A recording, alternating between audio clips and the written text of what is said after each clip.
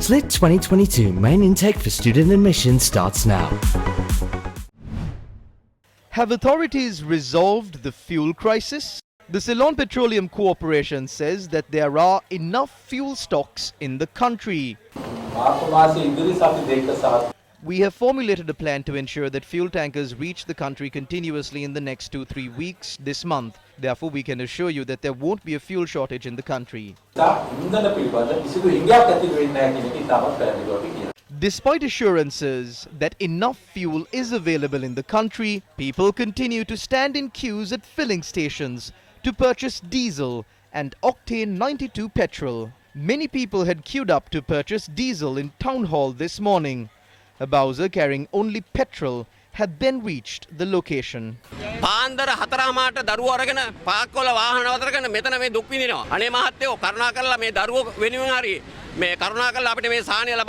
Long queues were seen at filling stations in Kohuala and Nugegoda.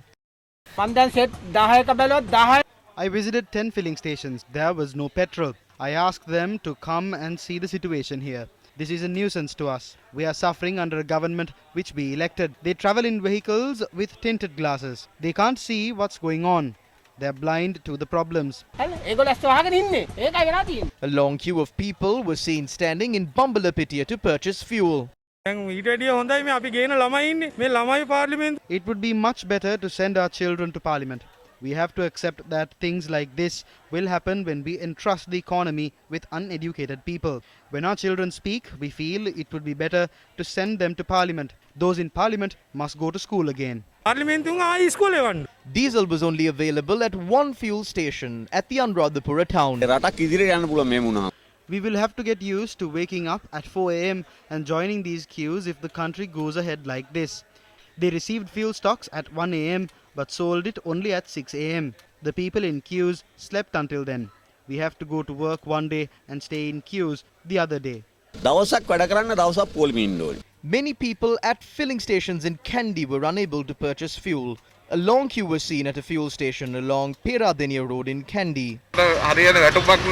We don't receive proper salaries for our jobs. We must ask them to go home. It would be better to give this responsibility to Vannilatto.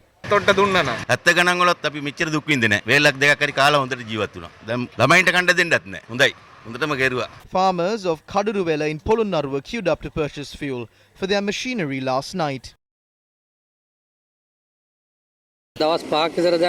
We have been in queues for about 5 days. How can we live like this? Ask Gotabe and others to resign if they can't do their job. The Minister of Energy says there are no queues for fuel. Ask them whether these aren't queues. A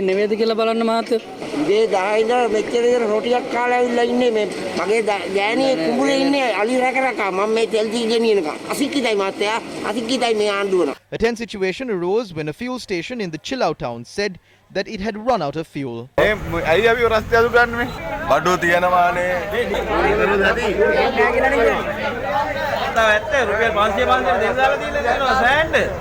Our correspondent reported that the filling station had, however, sold fuel afterwards. The Energy Ministry told Newsfirst that people are unnecessarily stockpiling fuel. However, the managers of filling stations had this to say.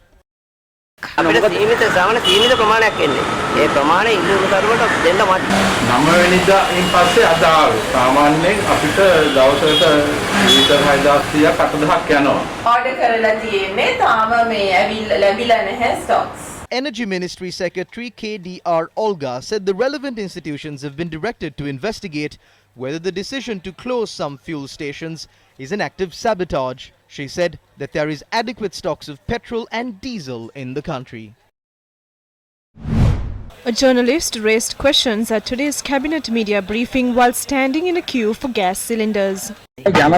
I came to a place where there are people to speak about their problems. These people have been in queues since 2:30 this morning. We say there are gas tankers at sea.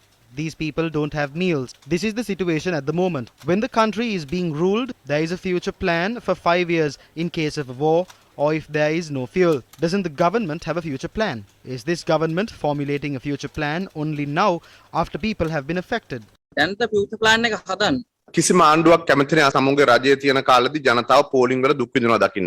government doesn't like to see its people standing in queue.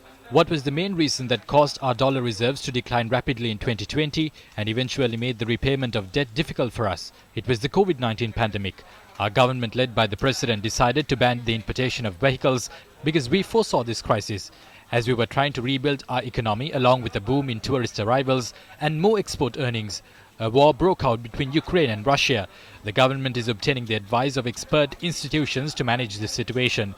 It is discussing on restructuring debt and obtaining loans from other lenders. But due to the current situation globally, it is not happening at the rate which we expected. The finance minister and the president are taking measures regarding financial matters by obtaining the advice of those in the finance sector. They don't make decisions single-handedly. We will take the relevant steps to act with an open mind to overcome this crisis. මේ අර්බුදයෙන් රට ගොඩ ගන්නට අවශ්‍ය කටයුතු අනිවාර්යයෙන්ම සිදු කරනවා.